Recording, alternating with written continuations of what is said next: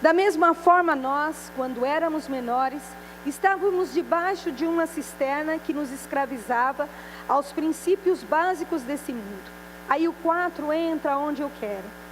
Todavia, quando chegou a plenitude dos tempos, Deus enviou seu Filho, nascido de mulher, nascido também debaixo da autoridade da lei, para resgatar os que estavam subjugados pela lei, a fim de que recebêssemos a adoção de filhos.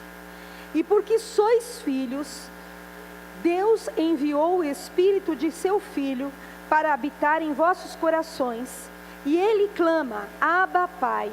Portanto, tu não és mais escravo, mas filho, e sendo filho, é igualmente pleno herdeiro por decreto de Deus. Amém? Amém? Veja bem, o Senhor está falando aqui através da vida de Paulo, dizendo assim, olha, você antes era escravo, mas quando Jesus veio e você o aceitou, então agora você sai da posição de escravidão para a posição de filho adotado pelo Senhor. E filho adotado para nós é filho. Amém? Filho adotado é filho. Ele não tem diferença nenhuma. Ele agora passa a ser herdeiro de tudo aquilo que nós temos, porque ele passa a ser nosso. Então, às vezes, nós temos que entender que aqui tem um segredo gostoso demais, porque quando o Senhor nos chama de filhos, Ele recebe o Espírito do Senhor. Amém? Vamos voltar aqui na palavra? Olha que coisa boa isso, no 6, 4, 6. E porque você é filho, porque você é filho do Deus vivo, então Deus enviou o Espírito de seu Filho para habitar em vossos corações. E esse Espírito nos ensina a clamar, Abba, Pai. Paizinho, papai. Irmãos, nós que somos mais antigos e mais velhos um pouquinho, minha mãe não deixava nem nós chamarmos nosso pai de pai. Tinha que ser papai. Até hoje nós chamamos nosso pai de papai. Papai. Papai é um modo carinhoso de falar. Mas o que será que nós esperamos de um pai? O que será que você espera de um pai?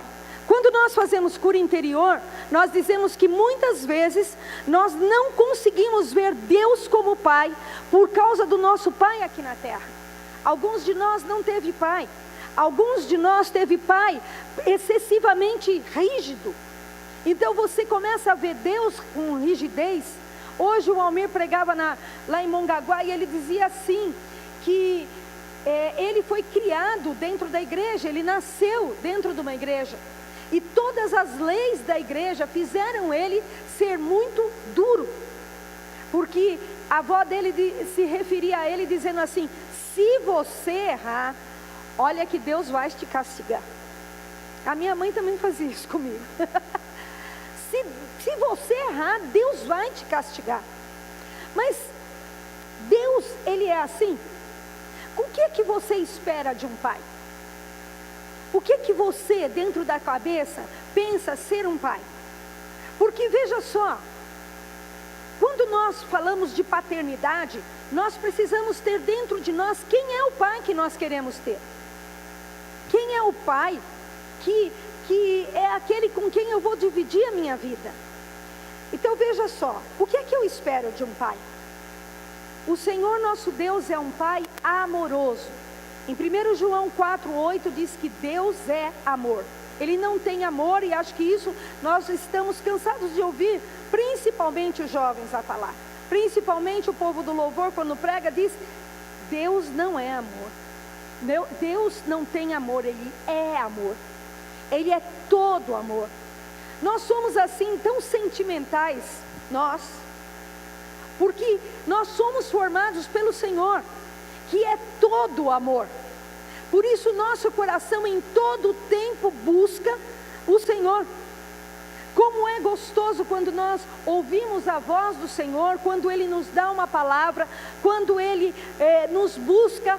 É muito gostoso. Você pode estar passando por qualquer tipo de problema, mas de repente o Senhor vem com uma palavrinha, com um texto bíblico, que você está cansado de ouvir, mas quando é Ele que fala, nos nossos ouvidos soa como um gesto de amor. O Senhor largou todas as outras pessoas para cuidar de mim hoje. O Senhor largou de tudo, e aquele gesto enche o meu coração de amor. Se nós fôssemos perguntar a cada um teria um tempo de dizer: eu lembro quando o Senhor me fez ler tal coisa na Bíblia. Eu lembro quando o Senhor falou comigo um versículo. Eu lembro quando de manhã Ele colocou um louvor no meu pensamento, quando eu acordei, e eu fui o dia inteiro com esse louvor. Em determinado momento do dia eu vivi uma situação, então eu descobri por que é que Ele colocou esse louvor no meu coração, porque eu precisava daquela palavra. Não esquece mais, a gente não esquece. Nós somos por nós mesmos, irmãos, uma característica do ser humano emocional. É uma característica nossa buscar a presença do Pai. Eu posso andar a vida inteira sem conhecer a Jesus, mas no dia que eu conheço, aquilo enche o meu coração de alegria. O Senhor é tão maravilhoso, irmãos, que Ele prepara a palavra junto conosco. E hoje, nem sei que horas era, o pastor Gerson, ele mandou essas coisas que a gente ouve, que uma pessoa falando, um testemunho, e ele mandou para mim. E é difícil eu ver. Eu não vejo muito, não dá muito tempo. Mas eu sentei na mesa e antes de eu abrir a palavra, eu abri o texto, o homem falando, e é um judeu. E ele conta quem ele é. É um homem que ele é um químico, ele tem várias firmas, ele está muito rico, né? Judeu. E ele dá aula em Harvard, e ele mora nos Estados Unidos. E ele começou a contar que ele viveu numa cidadezinha em que vivia muitos judeus. E ali eles liam a Torá, e eles seguiam todas as leis. Mas nunca alguém havia falado de nada para ele a respeito de Jesus Cristo. Então, dentro da cabeça dele, todo mundo era judeu. E quando ele vai para estudar em Harvard, e ele chega naquele lugar, havia alguns cristãos ali. E esses cristãos começaram a dizer que tinham tido um encontro com Jesus. E ele, que Jesus? O que eles estão falando? E ele lia a palavra, mas ele lia mecanicamente, como nós lemos aqui em Gálatas. Ali, aquela coisa sobre a lei. Ele obedecia fielmente, sábado. Ele parava com tudo. Mas ele não conhecia ninguém que tinha morrido por ele. E ele não falava sobre pecado. Ele não conhecia o que era pecado. Porque não se falava. E ele diz, o judeu moderno não fala sobre pecado. Então não existe pecado. Mas aí aqueles jovens falaram para ele sobre que nós pecamos. E falaram para ele assim: olha, você sabe que quando você cobiça uma mulher, você já pecou? Quando você olhou para ela, você já pecou? Ele guardou isso no coração e ele lembrou o seguinte: eu estou viciado em pornografia, ele falou. Eu tenho revistas e revistas. Gente, ele é um homem, se não é da minha idade, um pouco mais velho. E ele diz assim: eu tenho revistas e revistas de pornografia. E ele ficou pensando nisso vários dias. Vários dias. Presta atenção, irmãos, nós não estamos falando de uma pessoa que aceita Jesus, ou que alguém chega e diz: você quer Jesus no teu coração? Não, nós estamos falando de alguém que não aceita Jesus Cristo, que Jesus Cristo não morreu. Então ele vai conversar sobre isso com os amigos dele da faculdade. E o amigo dele faz um desenho, uma montanha, põe um hominho, faz uma outra montanha, coloca lá Deus. E ele disse: entre esse lugar aqui e o outro, há um vale. E esse vale só é preenchido por Jesus Cristo, pela cruz dele que nos faz passar de volta ao Senhor. Nós estamos acostumados a ouvir isso. Nós estamos acostumados a saber que Jesus ele veio para nos resgatar. Ele veio com tão grande amor para nos abraçar. Mas esse judeu não sabia disso. Ele volta para o quarto dele e aquela coisa do pecado fica na cabeça dele. Então ele para e ele diz assim: Deus, hoje eu quero te pedir perdão, porque eu tenho errado, eu tenho pecado, e eu não sei nada sobre pecado, mas agora eu sei que Jesus derramou o sangue dele na cruz.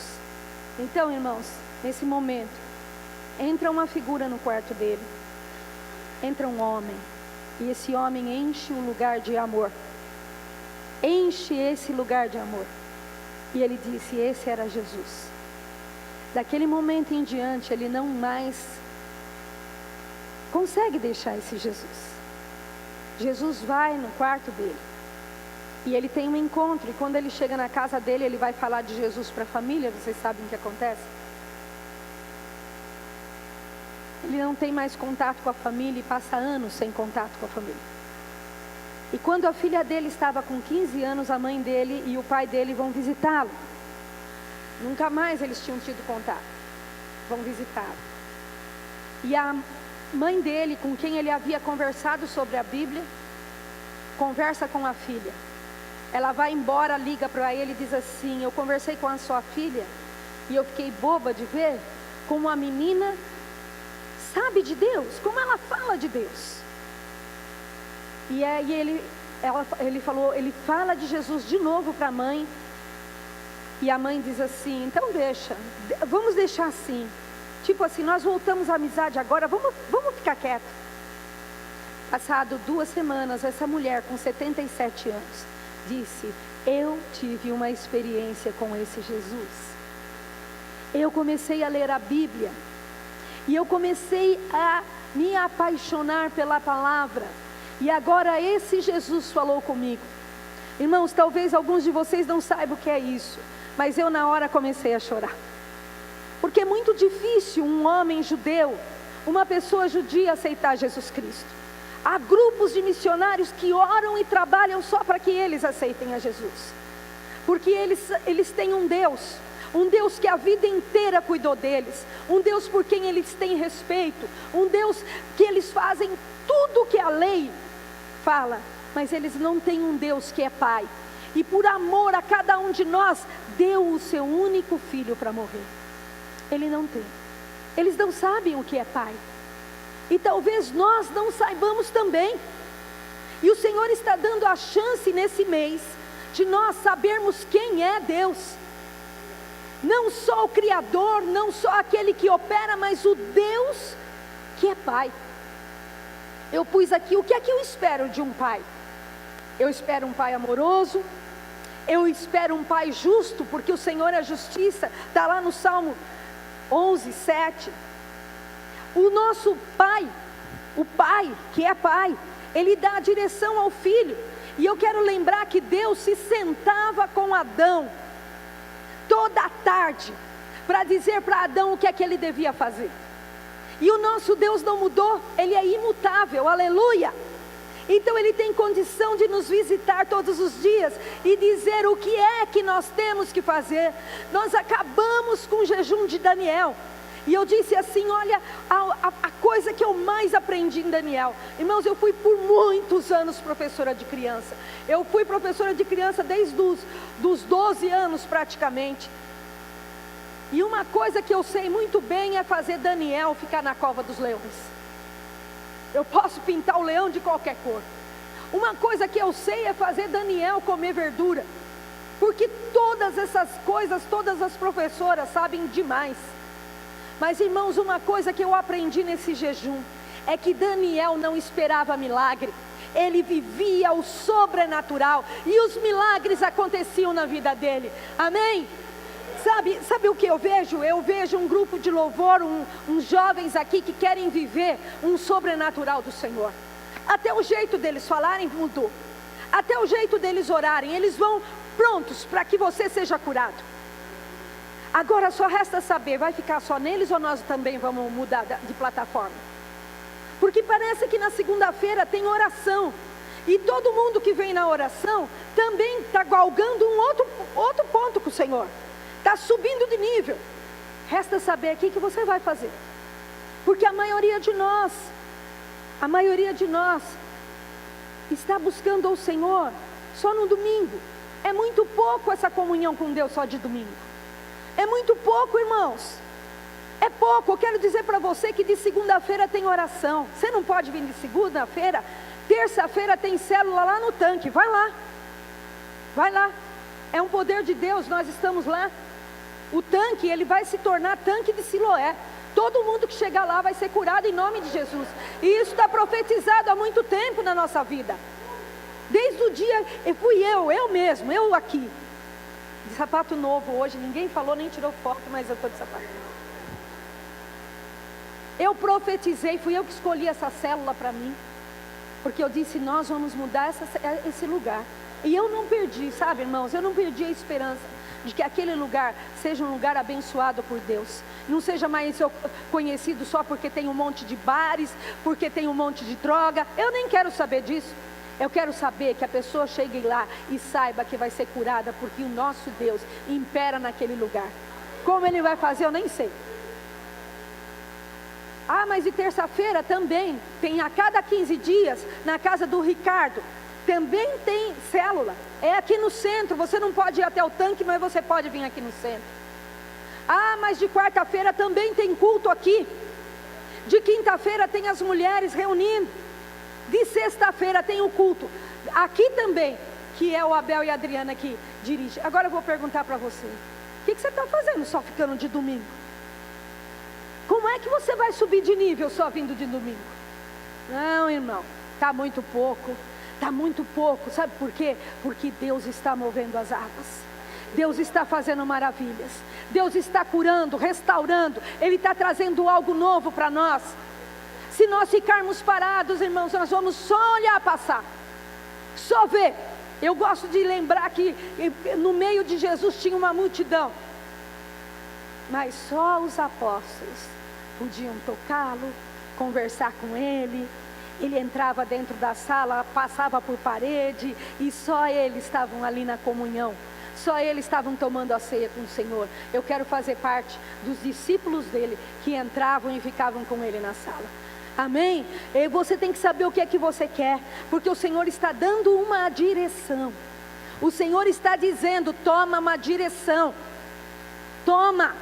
Olha, eu vou fazer maravilhas no meio de vós, mas nós precisamos querer. Ah, se nós ficarmos parados, a gente vai ficar parado.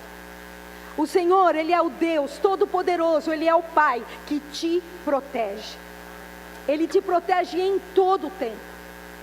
Em todo o tempo Ele está com você. E isso nós temos o livro de Salmos, que quase que todos os capítulos o Senhor fala de proteção.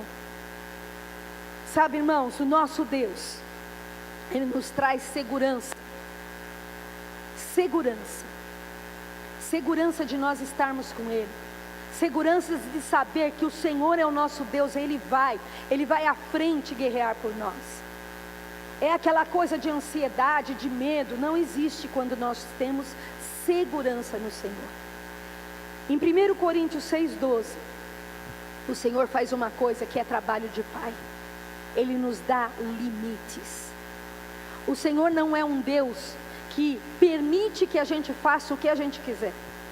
Porque quando Ele passa a ser nosso governo e nosso Pai, Ele nos dá limites. É até aqui, ó. Daqui para cá não. Não é aqui, não é desse jeito. Ele diz aqui em 1 Coríntios 6,12. Você está com a tua Bíblia aberta? 1 Coríntios.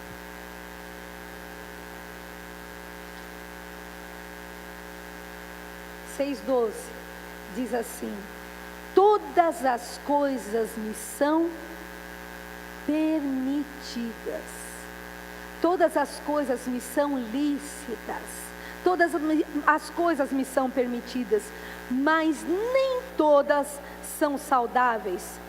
Tudo me é lícito realizar, mas eu não permitirei que nada me domine.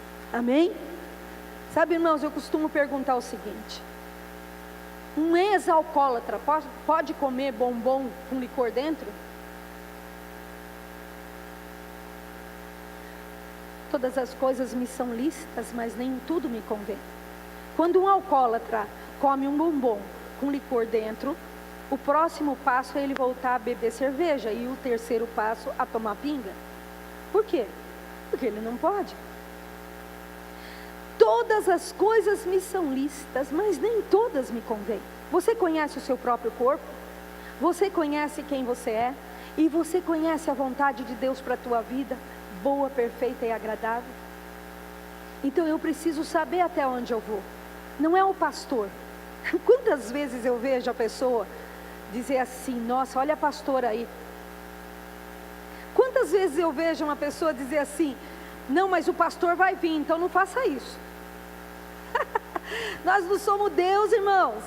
Nós não somos. Mas o nosso Deus Todo-Poderoso, Ele nos dá limite porque nos ama. Amém? Uma criança sem limites, ela corre desenfreada para a rua. Quando a gente tem uma criança, a gente fica ali na porta, preocupado com ele sair correndo, porque ele não sabe o perigo que é.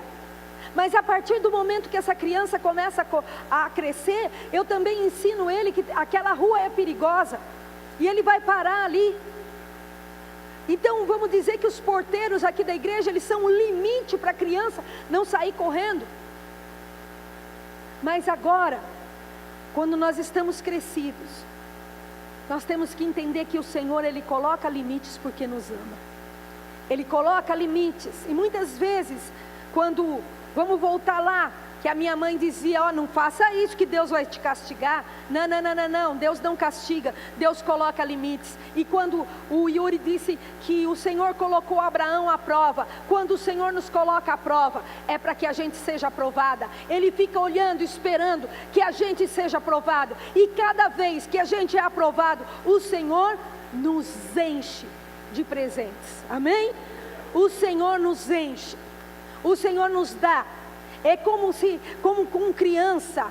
Você já viu a Super Nani? Que ela coloca lá: olha, você arrumou sua cama, eu vou colocar um ponto para você, porque se você fizer esta semana inteira, eu vou te dar alguma coisa no final. É assim o Senhor faz conosco. Ele nos dá a prova e nos aprova. Amém? Eu queria que você abrisse em Filemon. Você vai andar a tua Bíblia. E Paulo, ele chama de filho alguém. Porque o nosso Deus, Ele é Pai. E nós precisamos aprender como é que age um Pai. Como é que age Deus quando Ele realmente se apaixona por alguém. E é engraçado na Bíblia, porque Paulo, não sei se era casado ou não, nós até achamos que ele é, mas Paulo, ele tem, vamos dizer, 3 filhos na fé, que ele tratava como filhos. E um era Timóteo, né, que a gente sempre fala, parece que ele tem um amor especial em Timóteo. E depois o segundo é Tito, que ele trata como filho. E em Filemon, no livro de Filemon, que é uma folha só, irmãos, ele trata de alguém em especial. Ele trata de Onésimo. Esse nome bonito, Onésimo, eu acho feio. Ele quer dizer útil. Onésimo quer dizer útil. Paulo estava preso em Roma.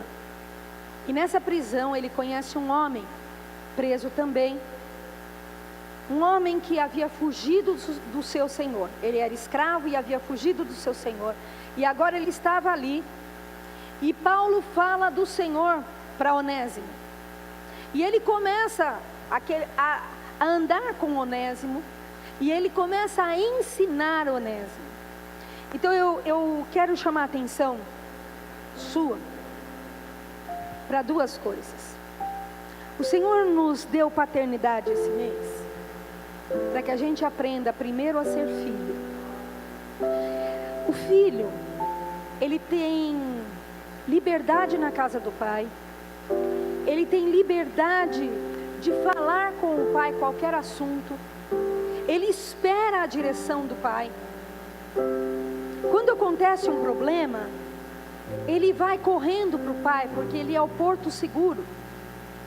Eu vejo isso na minha casa com meus filhos, que já são adultos, 2 deles casados, o outro também mocinho já. Não é, eu falo mocinho, já vão rir de mim, né? Mas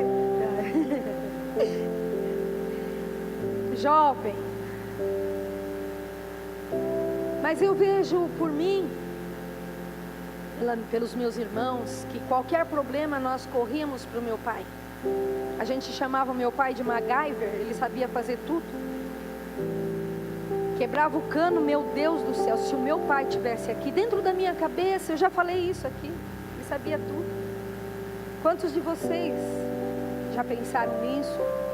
Ou desejaram que o seu pai fosse dessa forma? Mas eu também acho que Deus está trazendo para nós, primeiro esse conhecimento de Pai, para que a gente se aposse do reino de Deus. E nós começamos a nos apossar domingo passado na pregação do apóstolo Reinaldo, que ele disse assim: você quer um emprego, você quer um trabalho, você quer uma firma? Pega o teu currículo, ora e vai lá naquela firma. Por que você está distribuindo currículo em tudo quanto é lugar? Você vai pedir aquilo que você quer. O Senhor que te ama, Ele satisfará os desejos do teu coração. É claro que tem um contexto de pregação que significa ser filho, estar na presença do Pai. O que eu contei do judeu, irmão, quero chamar a tua atenção, que ele não foi logo aceitando a Jesus, logo que contaram para ele quem era Jesus. Ele esperou um pouco, ele pensou bem se ele queria esse Jesus. E aí ele começa a tecer uma intimidade com Jesus, um relacionamento. Nós estamos cansados de ouvir que pai ou mãe não é aquele que cria, não é aquele que gera, mas aquele que cria. Significa que não basta só ter, mas precisa andar junto, precisa conhecer. Às vezes nós temos filhos na fé que nós conhecemos, que a gente fica brava, a pessoa fala: mas por que você está brava? Porque eu conheço. Eu tenho filhos aqui de muitos anos. Eu tenho um Alan que se cresceu dentro da minha casa,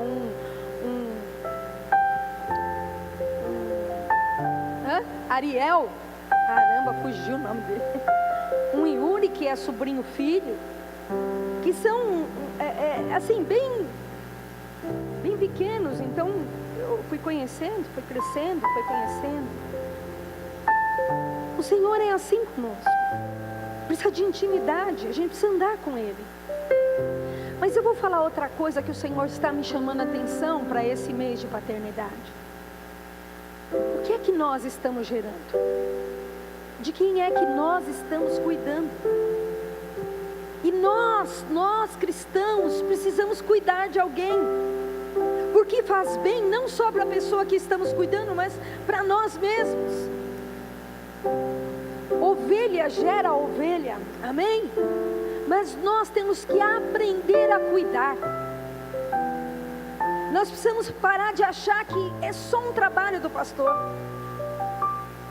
Nós temos que começar a dar a esse amor que Deus tem derramado sobre nós. E dar como? A filhos. A filhos. Paulo escreve a Filemon, e ele diz que, olha aqui, eu queria falar para você que eu conheci Onésimo, e eu estou mandando ele de volta para você. Ah, Onésimo, eu ouvi falar muito bem de você.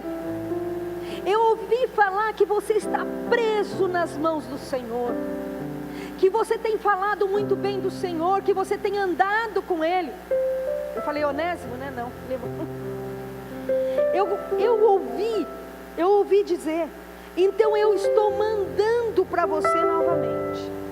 E aqui, irmãos, no 1, porque só tem um, é só um. Mas no 10, ele diz assim: eu venho interceder a favor do meu filho Onésimo, que gerei enquanto estava na prisão.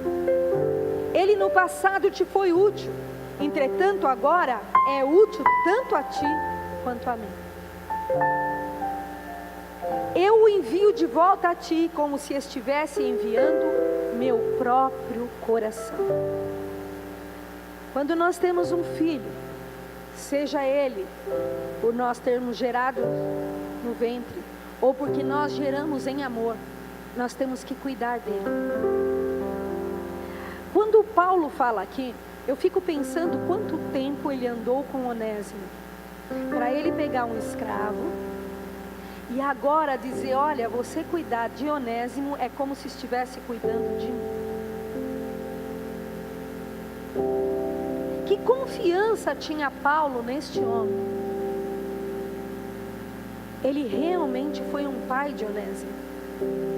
E algumas coisas me chamam muita atenção nesse livro. Porque Paulo podia ter ficado com ele e ter mandado só uma carta e dito assim, olha, ele era teu escravo, mas agora você é de Cristo.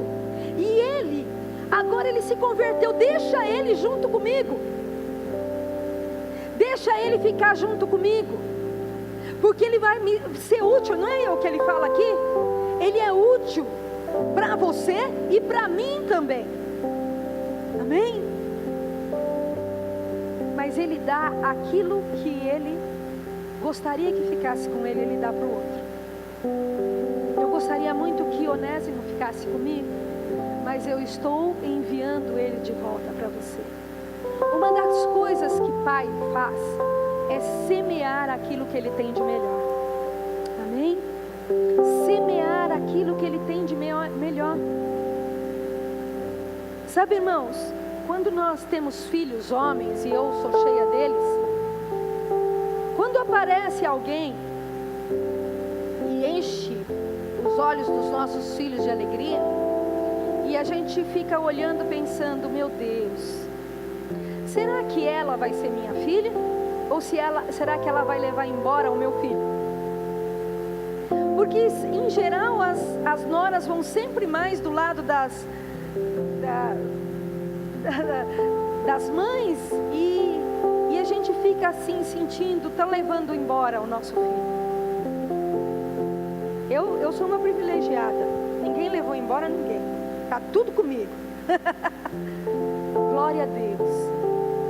Mas nós temos que ser pais e saber que a gente tem que mandar o nosso melhor embora, não interferir mais na vida deles. Não é fácil, não é fácil, porque é alguém que a gente ama muito. Aqui o Senhor, Ele nos ensina que apesar de todo o nosso amor, nós temos que aprender a cuidar. Aprender a cuidar daquele que está ao nosso lado como nosso filho. Aprender a estar. Paulo, ele abre mão de Onésimo. Mas uma coisa que me chama a atenção, ele simplesmente, ele assina embaixo, como se ele fosse o fiador da vida de Onésimo. Onésimo era uma pessoa que tinha fugido, um escravo fugitivo, de alguém rico, alguém que agora havia se convertido, mas a gente não sabe como é que ele ia agir. Então Paulo escreve toda uma carta, dizendo, olha, eu estou doando. Eu podia escondê-lo, eu podia ficar com ele, porque ele fala tanto, irmão. Se você lê a carta, que é pequena, ele diz assim, olha, você me deve algumas coisas, então eu te peço, cuida de Onésimo. Cuida de Onésimo. Cuida. Ele está quase que implorando, dizendo, cuida dele. Cuida dele. Cuida dele, Filemão. Cuida. Eu sei que agora você é do Senhor. Cuida do meu filho. Eu estou confiando em você. Eu estou confiando em você. Cuida dele. E se ele ficou te devendo algo, porque ele era escravo, fugiu, se ele te roubou alguma coisa, não tem problema não, eu pago. Eu pago. Sabe, irmãos, Lutero, ele olhou para esse livro quando ele estava traduzindo, e ele disse o seguinte: Martim Lutero era um padre, alguns conhecem, né? Ele se revoltou contra a Igreja Católica, e quando ele estava escrevendo, traduzindo a Bíblia para o alemão, ele leu o livro de Filemão e ele disse o seguinte: o jeito de Paulo falar, a forma com que ele fala, é a mesma coisa de Deus entregando o seu único filho por nós. Um pai entrega por amor. Quando nós entregamos o nosso filho para um casamento, eu ganho uma filha. Eu ganho uma filha. Eu não tive filhas, mas ganhei 3. Porque o Senhor, Ele é tão bom. Ele entregou o filho para que tivéssemos nós como... Ele entregou um filho para que tivéssemos nós como filhos. Sabe, irmãos, sexta-feira eu preguei sobre ser feliz plenamente para algumas mulheres. E a gente nunca pensa nisso, até que a gente vai estudar para pregar.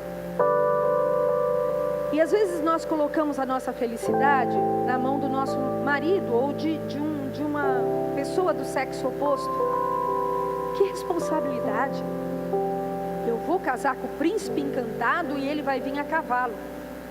E aí no dia seguinte do casamento descobre que ele era o sapo, mas é claro, ele era encantado, irmãos, só podia ser. Às vezes nós colocamos toda a nossa felicidade na mão da esposa ou do esposo, de um homem ou de uma mulher. Às vezes a gente diz: eu só vou ser plenamente feliz se eu tiver um filho. Ah, eu só vou ser plenamente feliz se eu voltar a morar com os meus pais. E às vezes quando morre a mãe ou o pai, a pessoa fica num luto eterno, porque nunca mais consegue se fazer. Que responsabilidade a gente coloca na mão de pessoas que não podem fazer isso por nós. Nosso Deus, Ele quer ser nosso Pai. Rafael, ele está com uma camiseta de um grupo de crianças que veio no Bola de Neve sexta-feira para cantar. Eles são africanos. São crianças que as mães têm AIDS, que a mãe morreu, que as mães, que eles são abandonados.